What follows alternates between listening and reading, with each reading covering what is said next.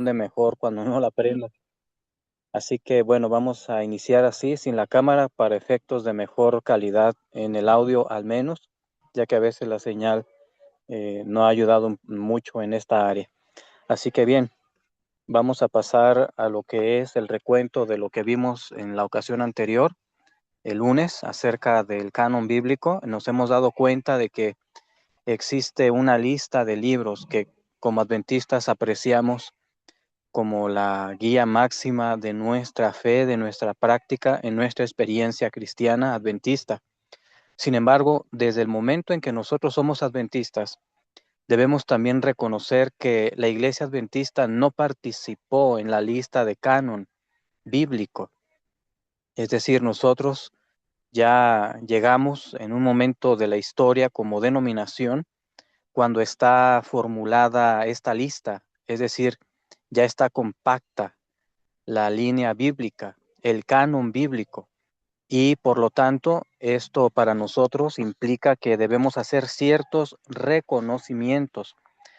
Y en esos reconocimientos estuvimos analizando que hay una forma de ver que está muy generalizada, pero que no porque sea generalizada debamos tomarla en cuenta como verdadera, y es que se dice que la Iglesia Católica Romana es la que nos dio la Biblia.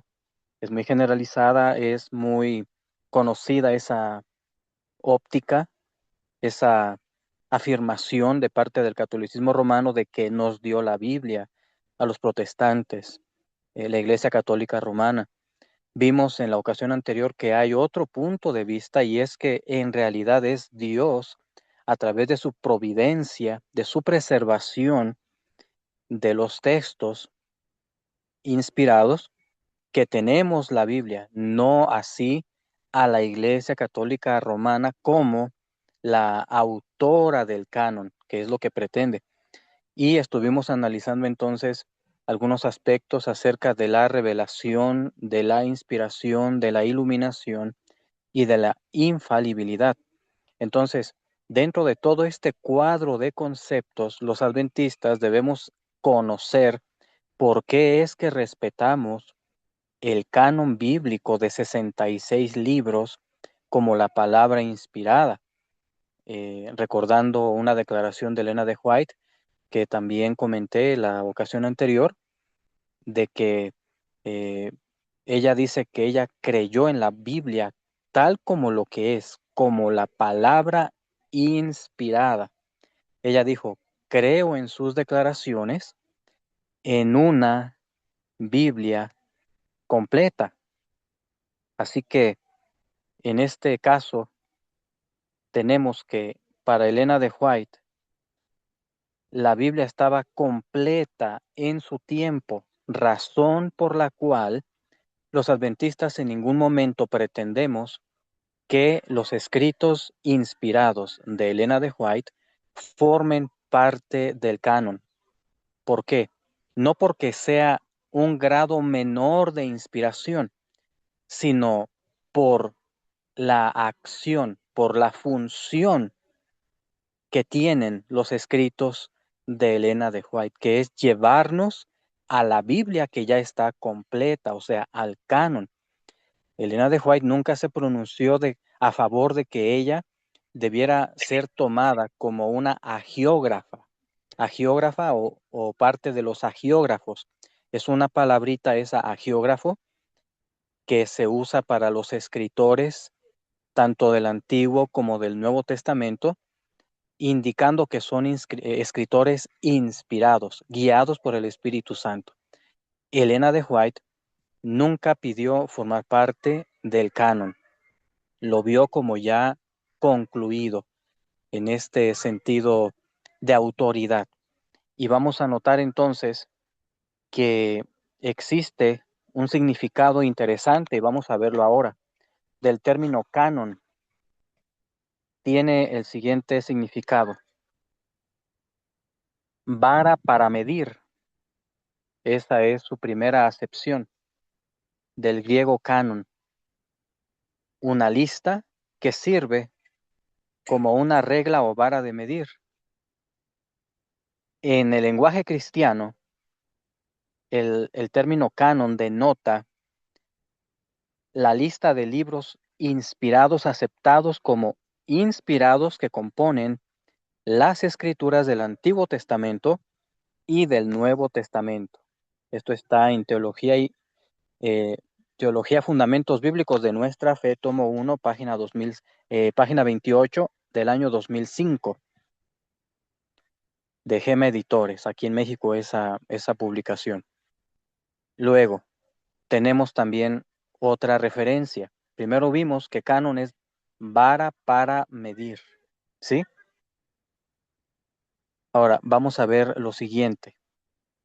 En otra definición que viene en el Diccionario Bíblico Adventista del Séptimo Día, página 199. Canon, dice hebreo canej y griego canon, caña o vara, término que, derivado originalmente del nombre semita de una vara derecha o caña, en sucesivas aplicaciones tuvo el sentido de instrumento para medir y regla o norma de conducta, gramatical, etcétera, establecida con autoridad. Entonces, aquí está el punto. Fue establecida con autoridad. Así que saliendo ya de las definiciones, vemos el punto primario del significado de la palabra canon, que es una vara de medir, un instrumento de medición.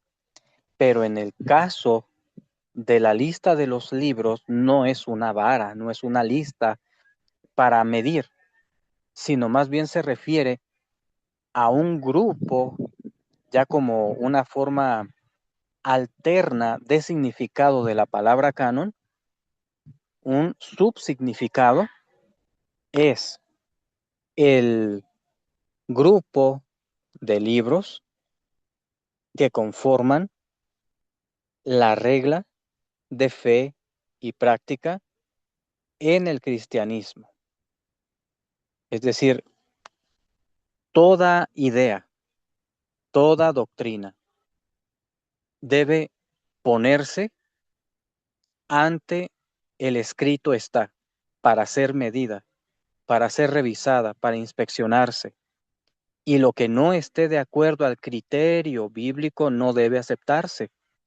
Entonces el canon bíblico es el criterio que norma lo que nosotros creemos, el canon bíblico. Ahora, es interesante que el catolicismo romano dice ser el autor del canon, que él nos dio a ti y a mí la Biblia. Sin embargo, es interesante que no vive en su fe y prácticas de acuerdo a esta norma. No lo vive, más bien la contradice en muchas instancias. El criterio bíblico no es respetado por parte del catolicismo romano. Eso para empezar, en este momento, no lo respeta. Dice que la tradición y cualquier declaración hecha ex cátedra de manera infalible por el Papa en turno es igual, en el mismo nivel que la Biblia. Y la realidad es que no es así. No es así. Entonces, notamos lo siguiente. Tenemos aquí una situación de autoridad. Dice el romanismo, y se le dice así por el defecto. Cuando vamos a la carta a los romanos, nos encontramos con creyentes que tenían una línea de fe de acuerdo a los escritos del Antiguo Testamento y también del Nuevo. Pero cuando ahora hablamos de la institución católica romana, ya no es hablar del mismo cuerpo en el sector romano. Ya ahora es una institución que se alejó de lo que en la misma Biblia tenemos precisamente proyectado. Entonces, tenemos una situación aquí. La situación que tenemos es cuestión de autoridad. Y dice la Iglesia Católica, nosotros les dimos la Biblia, pero en la práctica, en primer lugar, la Iglesia Católica Romana no vive conforme a el canon bíblico. y lo sabemos por las doctrinas que tiene. La Biblia no enseña acerca de la inmortalidad del alma, por ejemplo. La Iglesia Católica Romana sí. La Biblia no enseña acerca de que Pedro haya sido infalible y el papado romano dice que los sucesores de Pedro son infalibles cuando hablan ex cátedra. Y pues tampoco eso tiene asidero en la palabra de Dios. No hay forma de fundamentar. Dicen del domingo, las doctrinas capitales que conocemos han sido distorsionadas. Así que no respeta en sí el canon bíblico el catolicismo romano. Más bien lo trata de usar como un trampolín para pasar a sustentar de alguna manera o de otra lo que propone como institución dogmática, o sea, que impone sus creencias. Es lo que caracteriza a esta institución, la imposición de sus dogmas, y disfraza creer en la Biblia y tiene que poner la tradición, o sea, los escritos de la patrística, al mismo nivel que la escritura, y no es así. Ellos dicen, nosotros no somos solamente Biblia, nosotros somos Biblia, tradición y magisterio. Así lo dicen, Biblia, tradición y magisterio. Y atribuyen al magisterio también una infalibilidad. Pero hemos notado ya la ocasión anterior que la infalibilidad solamente le compete a Dios. Es un atributo no comunicable que solamente pertenece a la deidad y no a un magisterio humano y no a una tradición humana o a una enseñanza que, aunque se haya transmitido por siglos, no la hace infalible, no la hace tampoco inspirada. Y esto es otro punto más dentro de esta controversia del canon. Así que vamos ahora al siguiente parámetro. Vamos a ver. Tenemos dos aspectos. El primero, la Iglesia Católica Romana dice que le debemos la Biblia. Pero por otro lado, la Biblia muestra a Dios como su autor. Y tenemos muy bien estipulado esto. Y un punto de referencia entre varios es segunda carta a Timoteo, capítulo 3, versículo 16, donde dice que toda la escritura es inspirada. Teumnestos es el término en griego, inspirada por Dios.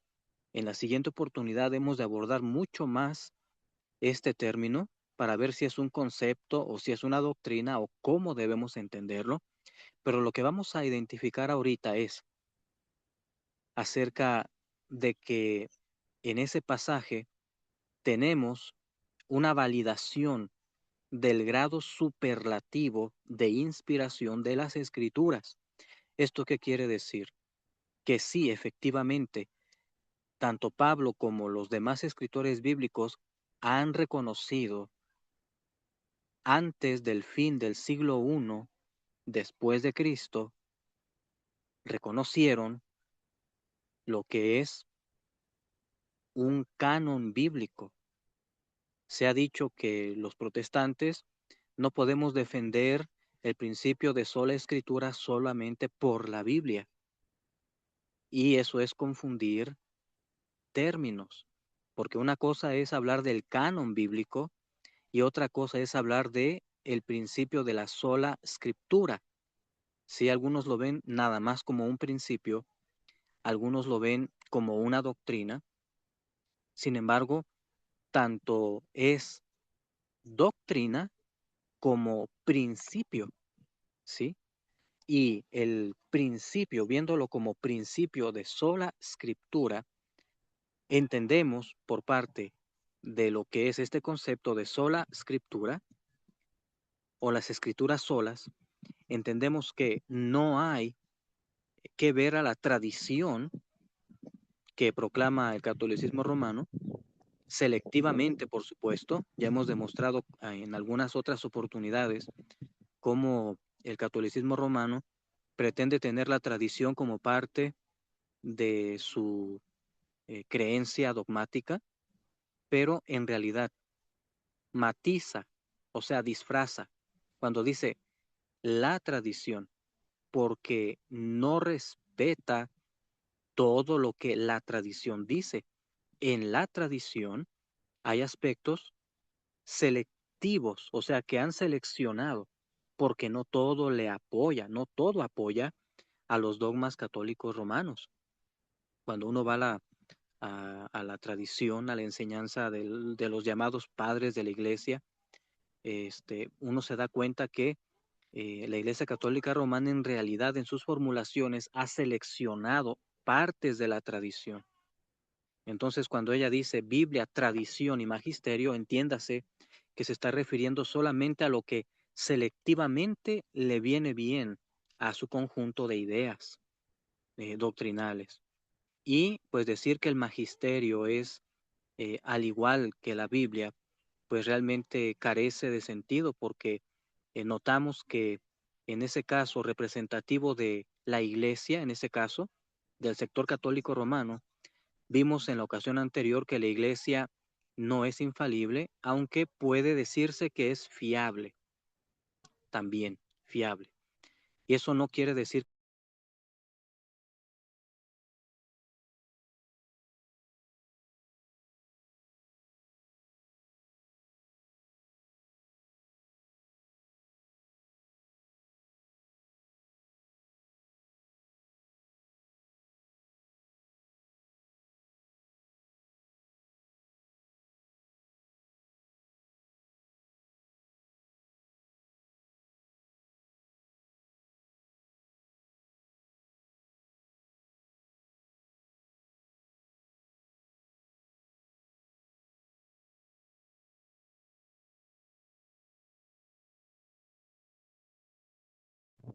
Hermanos, parece que se nos ha ido la señal del hermano Ciel.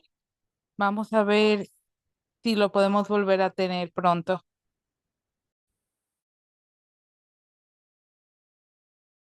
A la palabra con relación a temnustos, al término inspirada, que dice en 2 de Timoteo 3:16, allí hemos de estar notando posteriormente más a fondo lo que implica este grado de inspiración que el apóstol Pablo atribuyó no solamente a sus escritos, sino también a los escritos que le antecedieron, que son los escritos del Antiguo Testamento.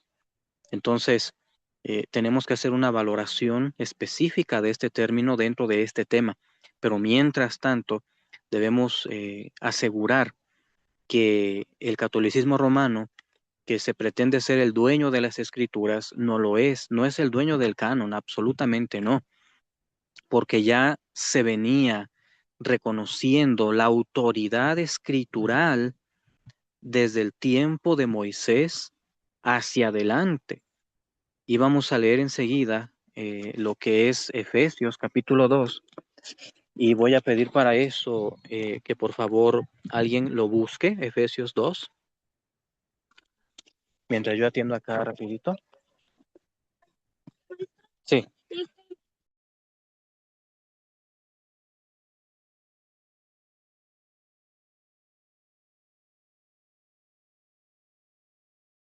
¿Algún verso específico? Efesios Sí, ya tenemos aquí Efesios 2, versículo.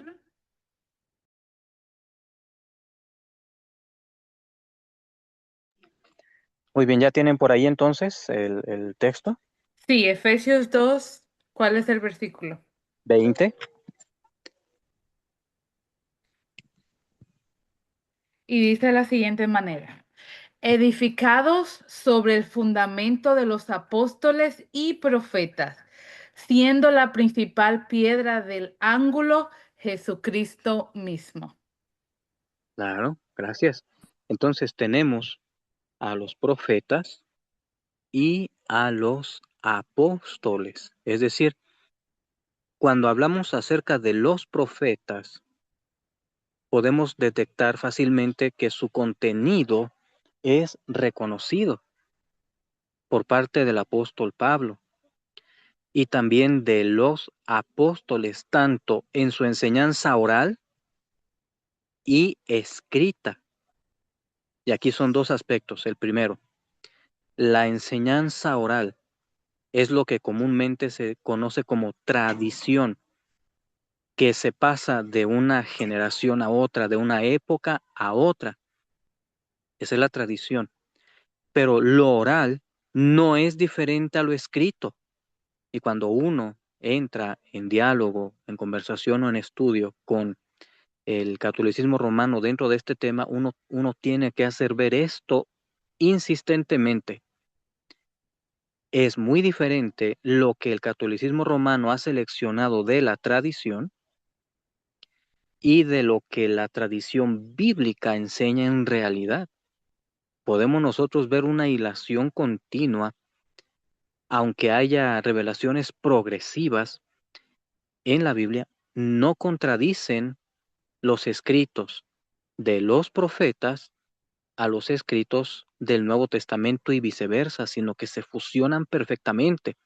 Tan es así que podemos determinar con toda claridad que los libros que añadieron en el catolicismo romano como deuterocanónicos o apócrifos que también mencionamos en la ocasión anterior, vemos con este criterio de los escritos reconocidos como canon en el protestantismo y en la iglesia adventista, esos libros eh, que son deuterocanónicos o apócrifos de origen oscuro, no forman parte del canon, sino que fueron añadidos por insistencia dogmática del catolicismo romano. En realidad insisten en que deben estar allí, pero no es parte. ¿Por qué? Porque su contenido está en contra de doctrinas bíblicas como la inmortalidad del alma, como el domingo, etcétera. Entonces, vemos que hay un criterio de autoridad que la Biblia misma tiene.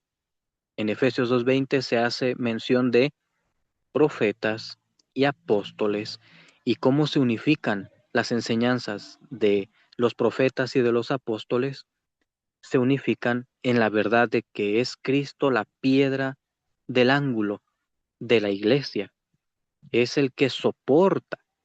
Alguna vez mostré en este grupo algún tipo de una foto, una ilustración de cómo pone el catolicismo romano a Cristo como piedra del ángulo. Lo pone arriba, a la mitad, digamos que hay un arco de construcción, y a la mitad de ese arco está el ángulo que ellos pretenden, pero arriba, y ponen a Pedro abajo, abajo en el suelo, en el piso, y no es así. Más bien es sobre la fe de Cristo, la fe en Cristo, en la cual se construye lo que enseñaron los profetas y los apóstoles. Y esto es lo que nos enseña el canon. Entonces, en primera respuesta a la pregunta, ¿tenemos el canon correcto? La respuesta es sí. ¿Por qué? Porque nos presenta a Cristo como el ángulo, como la piedra del ángulo de la iglesia. Muy diferente de cómo manipula en su interpretación el catolicismo romano lo que es el tema de la autoridad y del fundamento de la iglesia, que ellos dicen que es Pedro, pero que en realidad no es así, sino es el Señor Jesucristo. Y toda la estructura Antiguo y Nuevo Testamento nos lleva a Cristo como el Mesías, pero también como el mediador, pero también como el que ha estado con su iglesia a través de los siglos. Ustedes pueden mirar cómo en el catecismo, por ejemplo, se habla de que la edificación de la iglesia comienza a partir de cuando Cristo dijo, yo edificaré mi iglesia en Mateo 16:18. Sin embargo, otro punto que tenemos que hacer ver en este tema es que la iglesia de Cristo no empezó recién a edificarse o a ser levantada cuando Cristo dice esto, que registró el Evangelio en Mateo capítulo 16, versículo 18, sino que iglesia es mucho antes de ese tiempo. ya tenemos a los profetas, por ejemplo, siendo iglesia. ¿Y estaban fundados en Cristo? Sí. Ya venía la enseñanza de creer en el Mesías prometido a través de los sacrificios, a través de la enseñanza tipológica del Cordero perfecto en el sistema litúrgico del servicio del santuario terrenal. Ya se viene construyendo en Cristo, la fe en Cristo. Un momento, permítanme. Sí.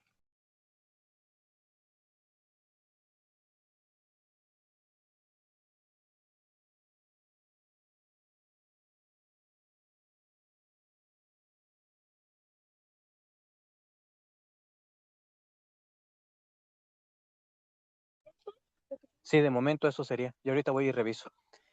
Bien, ahí para que se edite esto, gracias. Entonces, bien, tenemos entonces el segundo concepto que es iglesia. Iglesia no solamente es del tiempo de los apóstoles hacia adelante, sino es desde mucho más atrás.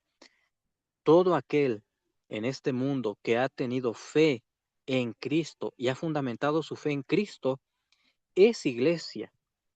Y esto corresponde también tanto a Adán como a Eva, como a Abel, como a Enoc y todos los descendientes de la simiente de la mujer. Tanto es así que alguna vez vimos acerca del protoevangelio, ¿se acuerdan? Quienes estuvieron presentes en alguna ocasión en ese tema del estudio de Génesis 3:15, donde se habla de el protoevangelio, o sea, la primer mención evangélica, cuando Dios, en este caso Cristo mismo, le dice a Satanás que eh, la serpiente iba a herir a la descendencia de la mujer en el calcañar, pero que la simiente de la mujer iba a pisar la cabeza de la serpiente.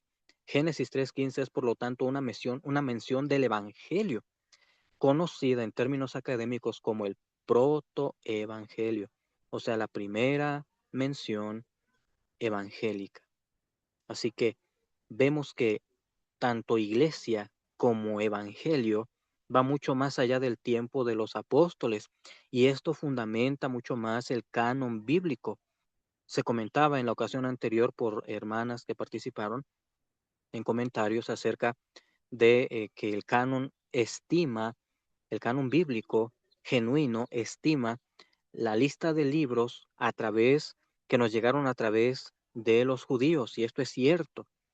La escritura nos viene en primer lugar, hablando del Antiguo Testamento, por la entidad judía, a la cual Dios le habló a través de los profetas, a través de los hagiógrafos del Antiguo Testamento y algunos también del Nuevo. Entonces, vemos cómo hay líneas temáticas que nos permiten ver una unidad en las escrituras,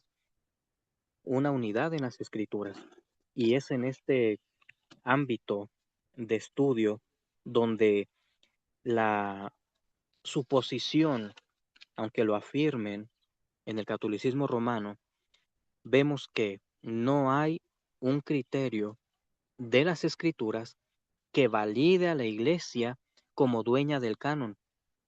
Más bien, es columna y fundamento de la verdad. A ver, hay otro pasaje por allí. Eh, Déjenme recordar, espero no se me vaya la señal al mover aquí, es Primera de Timoteo 2:15, déjenme revisar.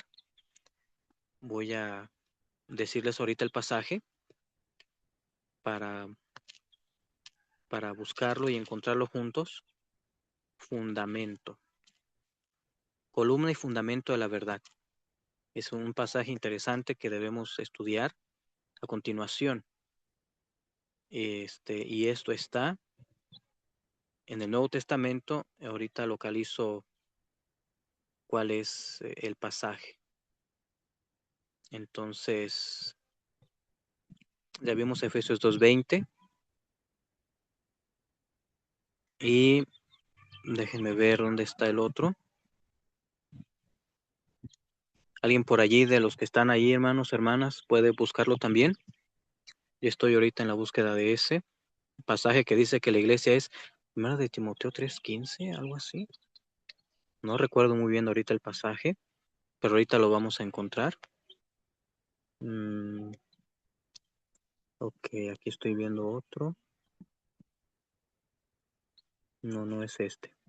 Aquí, 1 Timoteo 3:15 dice, para que si tardo sepas cómo debes conducirte en la casa de Así es. Dios, que Ujú. es la iglesia de Dios viviente, columna y baluarte de la verdad.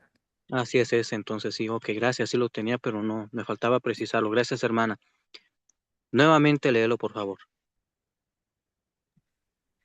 Dice, para que si tardo sepas cómo debes conducirte en la casa de Dios, que es la iglesia de Dios viviente, columna y baluarte de la verdad. Bien.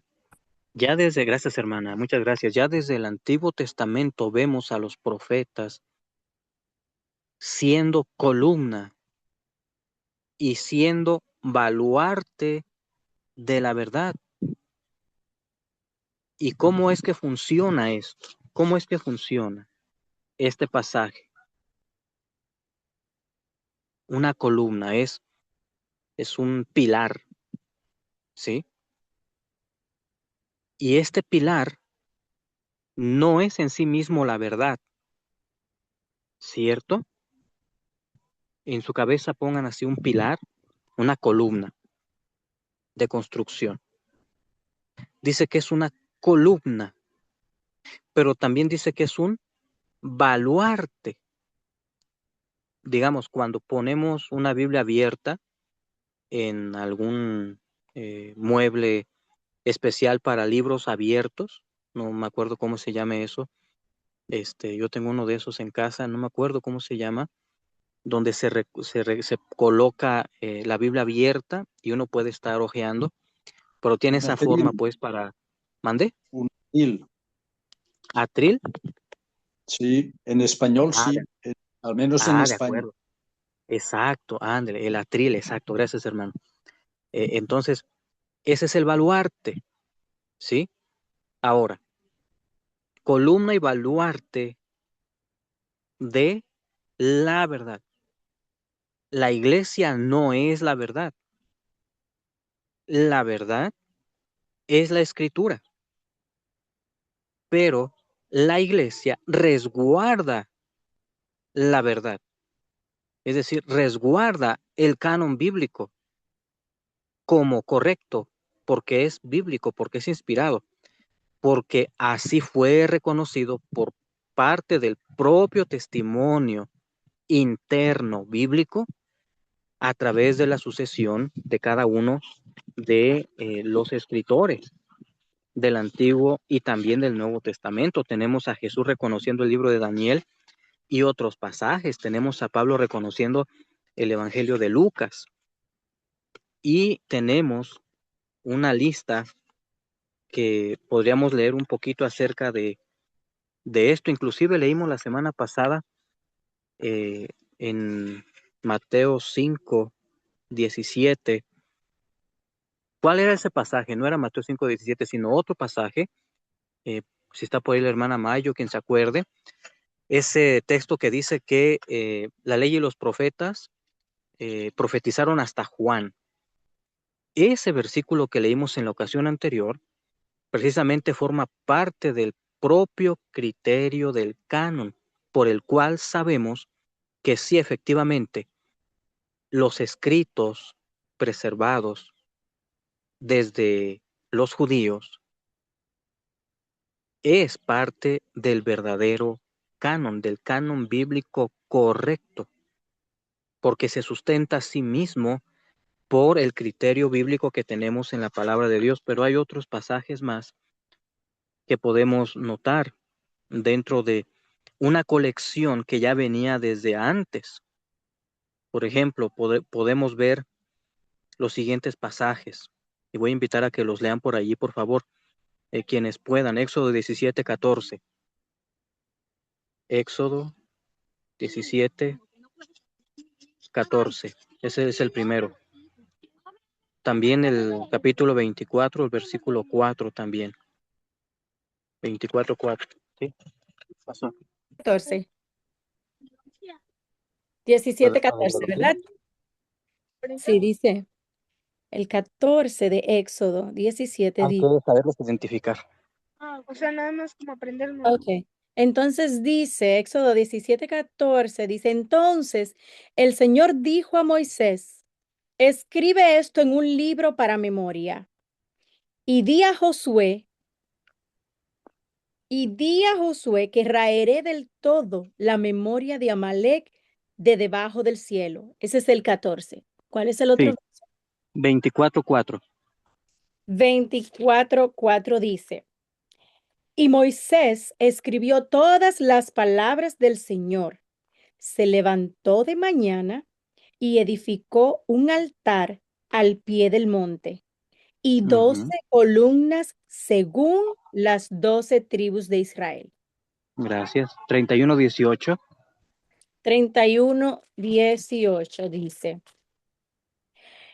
cuando el Señor terminó de hablar con Moisés en el monte Sinaí, le dio 2 tablas del testimonio, tablas de piedra escritas con el dedo de Dios. 34:27. 34, 27 dice, el Señor dijo a Moisés, escribe estas palabras, porque conforme a estas palabras hice el pacto contigo y con Israel. Bien, Deuteronomio 10:5 también. Deuteronomio, capítulo 10. Deuteronomio 10, 5. Ok, dice, bajé del monte y puse las tablas en el arca que había hecho, y allí están como el Señor mandó. Ahí está.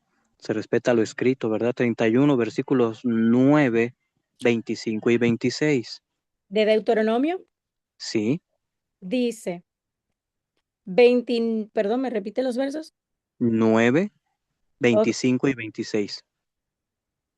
ok, 31, 9 dice, Moisés escribió esta ley y la dio a los sacerdotes, hijos de Leví, que llevaban el arca del pacto del Señor, y a todos los ancianos de Israel. 25. Dice, mandó a los levitas que llevaban el arca del pacto del Señor. Tomen este libro de la ley y pónganlo al lado del arca del pacto del Señor su Dios, y que quede allí como testigo contra ti. Bien. Entonces veamos cómo se está haciendo manifiesto que tenemos el canon correcto desde el tiempo de Moisés, precisamente, el primer agiógrafo o escritor bíblico.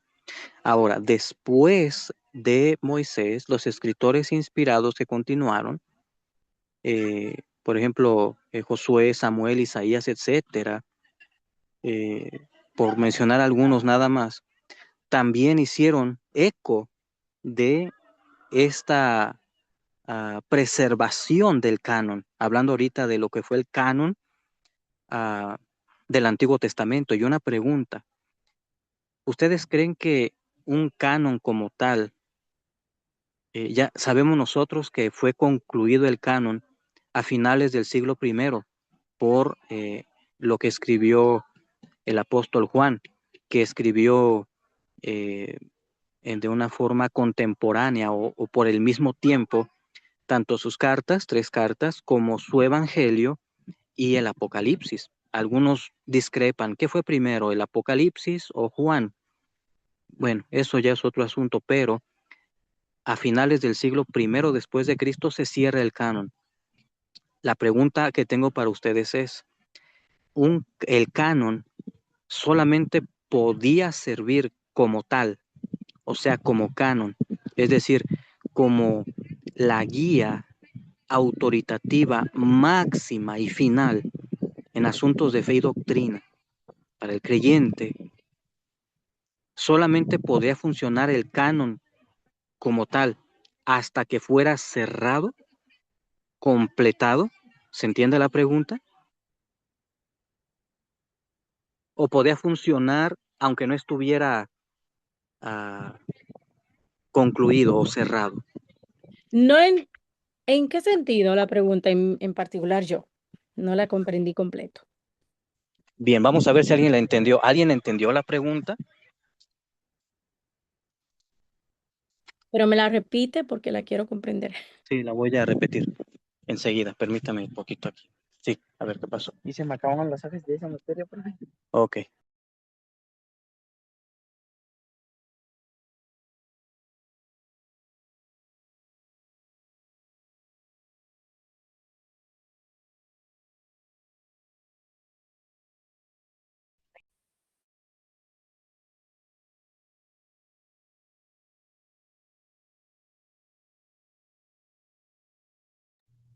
No lo escuchamos. Ok, está reactivado. Bien. ¿Puede funcionar el canon bíblico como la regla de fe y práctica para el creyente sin que haya estado terminado? Esa es la pregunta, en breve. Creo que no. Sí, Yo creo que sí, ya que sí. antes de que Cristo hubiera muerto ya todavía se usaba la Biblia y se usaba la palabra de Dios en sí y se tenía que llevar a cabo. Y la Alguien palabra dijo que de no, Dios, ¿verdad? Gladys, creo que ya no entendió la pregunta. Sí, sí, que sí puede ser más o menos como factible, ¿verdad? Sin haber sido terminado. Sí. Algunas personas dicen que sí porque quedaron cosas inconclusas, pero yo siempre he dicho que Dios sabía lo que iba a pasar al final de los tiempos y por eso yo creo que lo que está escrito en la palabra de Dios fue lo que se concluyó. Lo que yo creo. Ah, ok. Bien. A ver, Entonces, hermana Maggi. yo digo que en base a la pregunta, según entendí, si el canon no se hubiera concluido, eso quiere decir que desecharíamos la palabra hasta este momento. En eso más o menos entendí. Y yo diría Ah, que no, no la desecharíamos porque la palabra de Dios es viva y eficaz y permanecerá para siempre, haya canon o no haya canon. Es mi entender. Canon, es digo. decir, canon ha habido desde Moisés hasta nosotros, Digo ¿verdad? concluido, cerrado, que lo hubiera cerrado, a eso me refiero. sí, Exacto. eso es lo que yo Entonces, pienso también. Entonces, aunque no se haya terminado con los apóstoles, aún así la gente que vivieron antes de Jesús sí podían haber continuado con el canon y obedecido.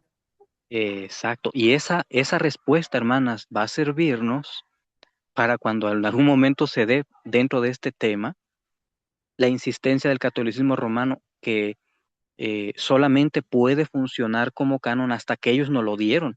Pero no es así. ¿Dónde estaba el supuesto papa en turno que declaró, que dicen que fue Dámaso, el papa Dámaso, que él fue el que nos dio la Biblia? ¿Dónde estaba Dámaso en el tiempo de Moisés, hermanas y hermanos? Me explico. ¿Ven a dónde voy? ¿A dónde nos lleva la temática?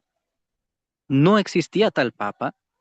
En el tiempo de Josué, ¿dónde estaba la autoridad papal para darle la Biblia a la iglesia?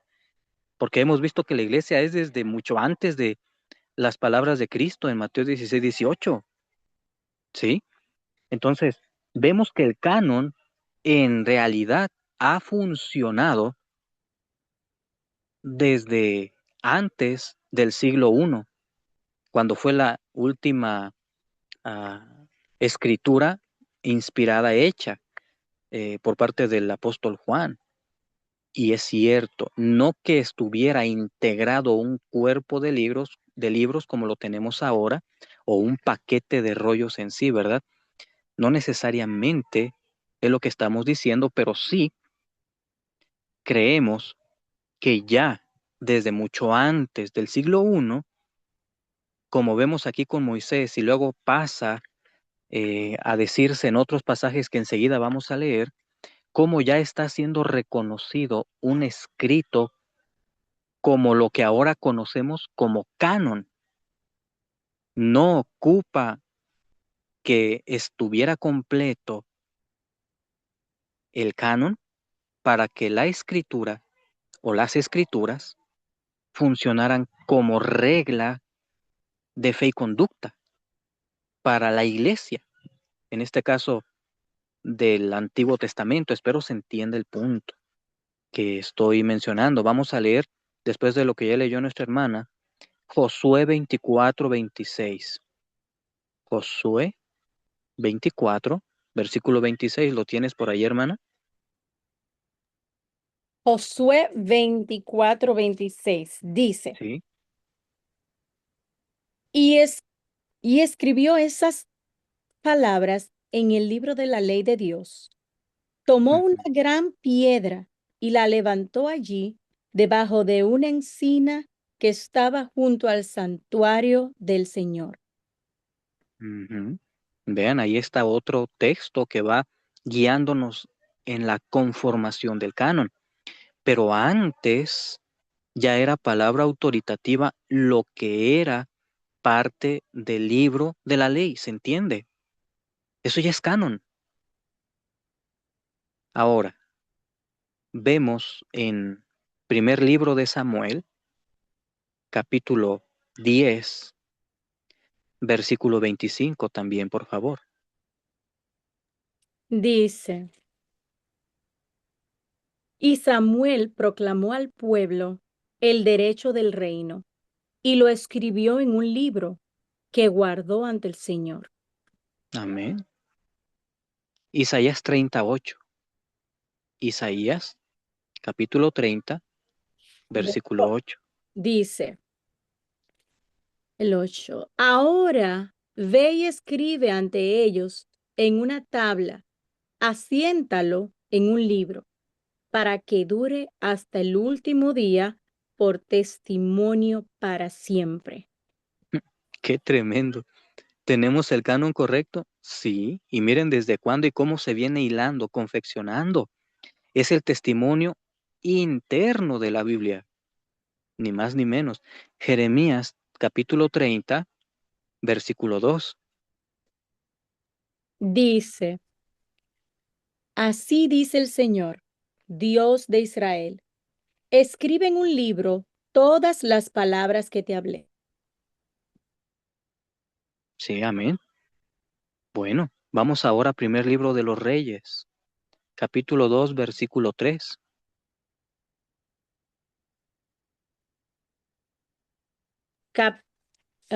Capítulo del primero, capítulo 2.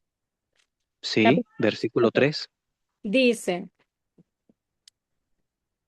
guarda los preceptos del Señor tu Dios, andando en sus caminos, observando sus normas y mandamientos, sus derechos y testimonios, de la manera que está escrito en la ley de Moisés, para que seas prosperado en todo lo que hagas y emprendas.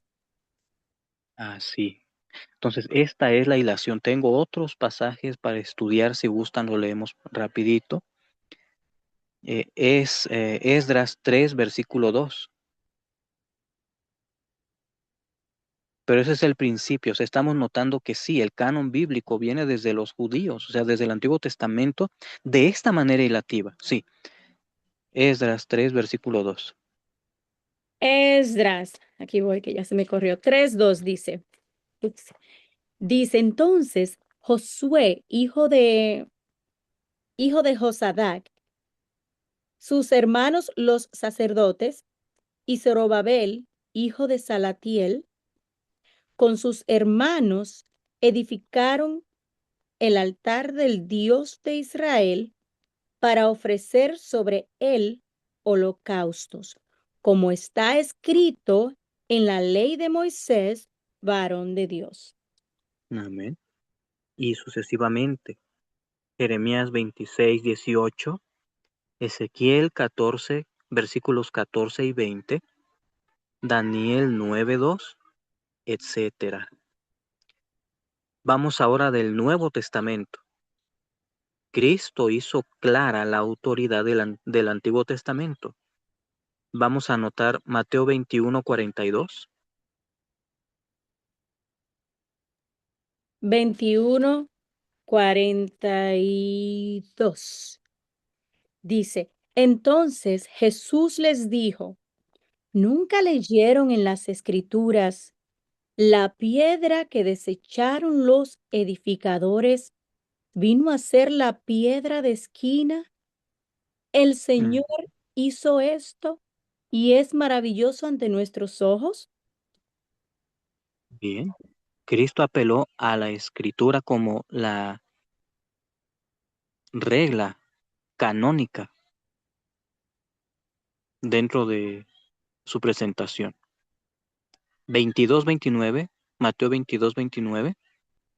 Dice, Jesús respondió, están equivocados por no conocer las Escrituras ni el poder de Dios.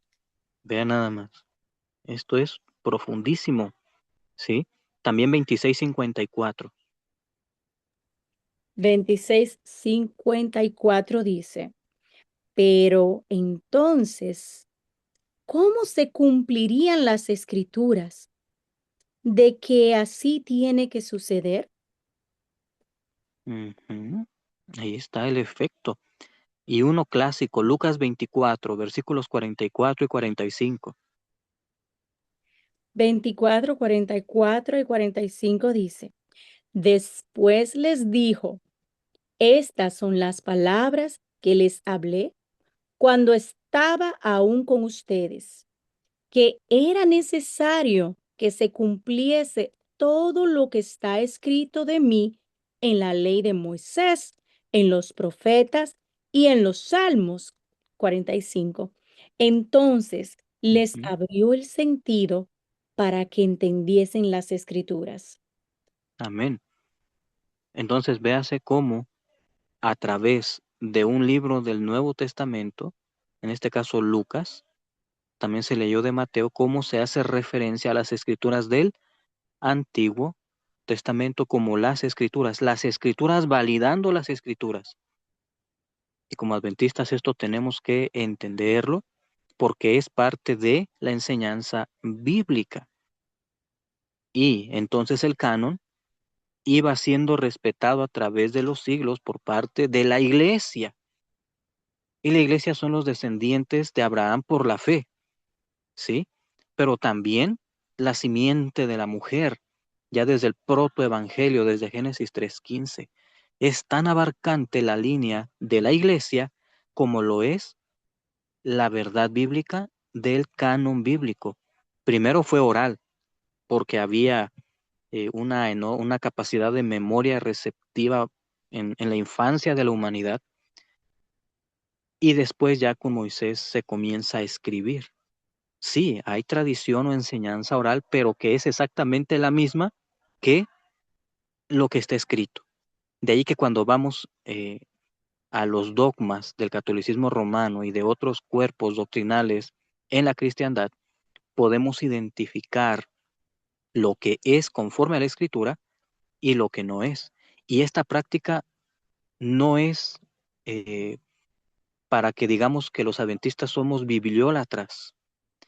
Es que si eso se dijera de nosotros, se tendría que decir de Cristo también, y de Pablo, y de los profetas, y de los apóstoles, porque su autoridad final y única en asuntos de fe y práctica es la escritura, tal como estamos viendo la enseñanza.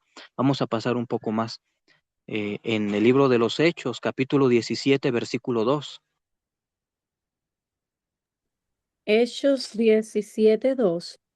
Y como acostumbraba, Pablo fue a la sinagoga y por 3 sábados razonó con ellos basándose en las escrituras. Ujú. Así que vemos también a Lucas en el libro de los Hechos reconociendo a las escrituras, ¿sí? Así que tenemos el canon correcto de acuerdo a la Biblia, sí. Ahora, ¿lo tenemos porque la Iglesia Católica nos lo dio? ¿Dónde encontramos eso en la Escritura? La respuesta es que no es posible. Ni siquiera los profetas y apóstoles pretendieron que ellos nos dieron la escritura, ¿verdad? Ni siquiera ellos lo hicieron, sino que mencionan con toda reverencia y sentido de realidad a las escrituras como la fuente de su fe y de su práctica, ni más ni menos. Y esto es Nuevo Testamento ya, también. En Romanos capítulo 1, versículo 2, la carta a los romanos precisamente. Vean la verdadera creencia de los romanos bíblicos, no de los antibíblicos. Romanos 1, 2. Vamos a poner lado a lado los romanos bíblicos, lado a lado con los romanos papales. ¿Qué dice Romanos 1, 2? El evangelio que el Señor había prometido mediante los profetas en las Santas Escrituras. No ha llamado a decir que la tradición y el magisterio católico romano papal es igual a la escritura. Eso no existe en la palabra de Dios. Nada más las escrituras. Capítulo 4, versículo 3. Dice, pero, ¿qué dice la Escritura? Abraham creyó a Dios y le fue contado por justicia. Sí. ¿Y dónde vemos que a Abraham se le haya hecho un muñequito y se lo haya venerado, haciéndole un templo? O se le haya hecho dulía. No hay eso. No existe. ¿Se dan cuenta? Y esto es a los romanos. Capítulo 9, versículo 17. 9:17. Dice, porque la Escritura dice de Faraón, para esto mismo te levanté, para mostrar en ti mi poder y que mi nombre sea anunciado por toda la tierra. 10, 11. No, ese era el 9:11. 10:11 dice, pues la Escritura dice, todo el que cree en él jamás será defraudado. Bien, el anterior era 9, 17. Anterior al 9:17, el 9:16 dice, por así no depende del deseo del hombre ni de su esfuerzo, sino de Dios que tiene compasión. Esto mismo se aplica entonces como un criterio. No que la iglesia nos dio la Biblia, sino que es Dios. ¿Se dan cuenta? Él nos da toda bendición, inclusive el canon bíblico como bendición, para no confundirnos, si hacemos caso a su propio criterio. Y ese será otro detalle, el criterio de las escrituras. Entonces, con esto concluimos este asunto de lo que es que tenemos la Biblia correcta, no porque nosotros lo digamos, sino porque así lo vinieron diciendo desde Moisés hasta Juan en esta hilación de reconocimiento del canon bíblico, que para que funcionara como palabra de Dios con autoridad suprema, para la iglesia no necesitó de estar cerrado el canon, sino que siempre funcionó desde que fue existente la escritura como tal. ¿Alguna pregunta sobre esto? Si no, concluimos. Entonces, hermanos Uziel, ¿cuándo podemos decir que se terminó el canon bíblico? ¿Está correcto que Apocalipsis haya sido el último? Sí, sí, definitivamente sí, porque es la validación, como adventistas tenemos la validación del don de profecía, que ya vimos en Mensajes Selectos, tomo 1, página 19, cómo se reconoce allí por parte de la mensajera inspirada su reconocimiento en la Biblia completa. ¿Se acuerda de la cita, hermano? El lunes pasado. El lunes lo vimos eso, ¿sí estabas ahí? Sí, Pero Bueno, entonces, ¿cómo nosotros defenderíamos ese punto si hay alguna persona que no es adventista? ¿cuál sería el punto a defender? De, Ok, ok. De acuerdo, de que no es, ok, bueno, ok. Sí, no, pues precisamente el hecho del propio testimonio bíblico con relación a, a lo que fue la fe primitiva, la hilación. Lo que estamos viendo aquí es la hilación. O sea, hay una hilación bíblica de no contradicción y lo que se tiene, a diferencia de otros libros que se han intentado, porque eso será el otro tema, hermana, justamente es lo que vamos a ver. Libros que se proponen que no están en la Biblia, ¿por qué no están en la Biblia? Y eso a nosotros como adventistas nos da pie a poder entender que es hasta el Apocalipsis nada más, porque se han propuesto otros libros, como El Pastor de Hermas, comentaba alguien la ocasión anterior acerca de María Magdalena, también que escribió libros, algo así, ¿verdad? Habían comentado. Y hay otros libros más del gnosticismo, incluyendo los apócrifos.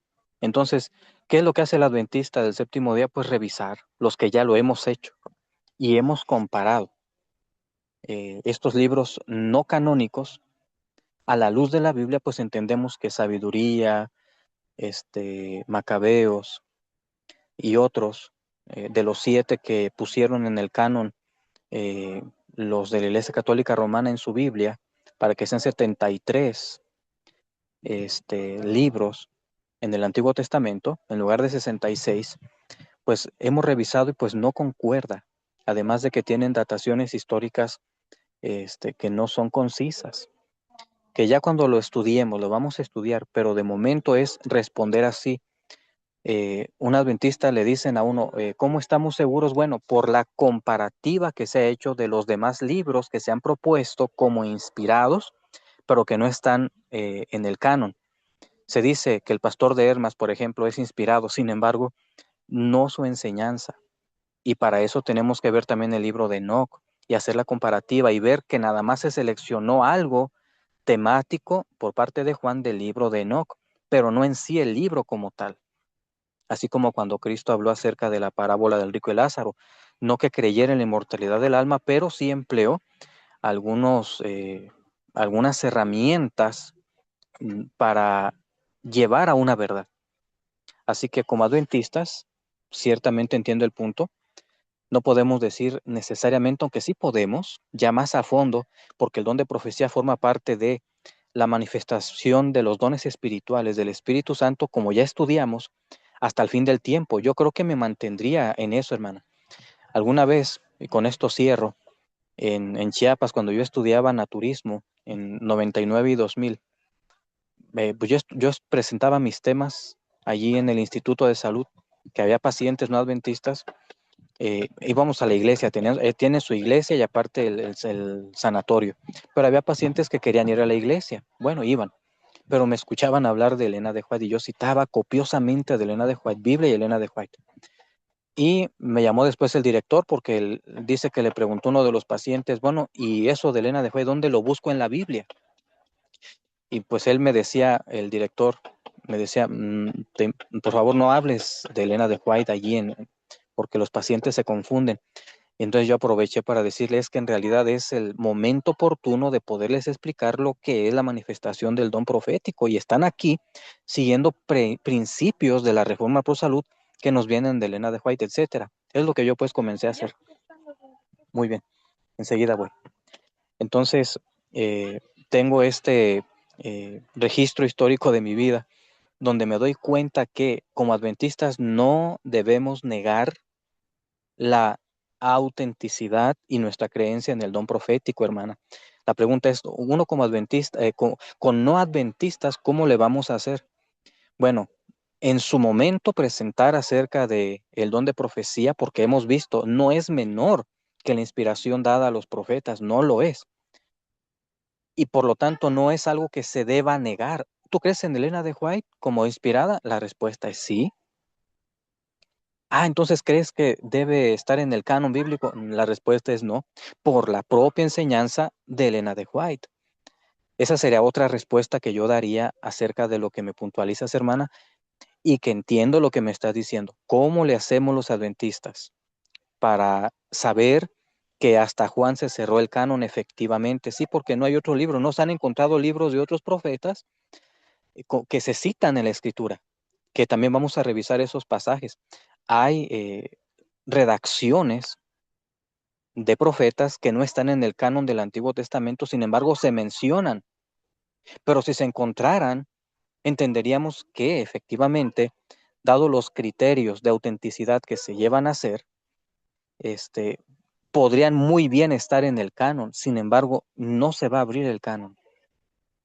¿Por qué? Porque ya se mantiene como parte de la cristiandad en una constitución autoritativa que es vinculante y que es la zona segura. Es decir, para aquel que cree en la palabra de Dios, si bien puede identificar si se descubrieran algunos escritos de esos profetas que no están incorporados al canon, no habría problema de que no se incluyan. Simplemente se atesoran no dentro del canon, porque el canon ya es vinculante en la cristiandad. Espero se entienda ese punto de que ya es vinculante, o sea, es reconocido, ¿sí? Y no tendríamos razón de ponernos a esgrimir de que se deban incluir en el canon. No hay razón para eso. De hecho, los adventistas empleamos versiones que no son hechas por adventistas. ¿Por qué? Porque somos ya pasivos en ese punto. No pasivos en el estudio exegético, hermenéutico, contextual, histórico, arqueológico, etcétera. No somos pasivos en eso. Pero sí en que recibimos la King James Version, la New Standard Version, la Reina Valera. No nos da miedo emplear la traducción del Nuevo Mundo de las Santas Escrituras cuando estudiamos con los testigos de Jehová. No nos da miedo hacer eso, ni la Nácar Colunga, ni la latinoamericana, ni la Vulgata con los católicos. No nos da miedo. O sea, vamos a todas esas versiones porque ya vimos, gracias a Dios, cuál es el centro medular de la enseñanza del Antiguo y del Nuevo Testamento, teniendo a Cristo como la piedra angular. No sé si estoy respondiendo como sea entendible, hermana, la respuesta. ¿Cómo ves? Definitivamente, más claro que el agua no hay. De acuerdo, hermana. Gracias, entonces. Así que bueno, ¿podemos concluir o hay alguna otra pregunta? Hermano, si nos puede terminar con una oración y ya Sí. concluimos la grabación. Y si hay otra pregunta, ya la podemos responder. Bueno, oremos. Cariñoso Padre Santo, gracias, Señor, por este gran privilegio de poder ir a tu palabra y poder ver que gracias a la providencia tuya a través del Espíritu Santo y el reconocimiento de los profetas y apóstoles, sí, tenemos la Biblia correcta. Gracias, Padre, por guiarnos a ella, también a través del don de profecía, a través de tu mensajera Elena de White. En el nombre de Jesús. Amén. Amén.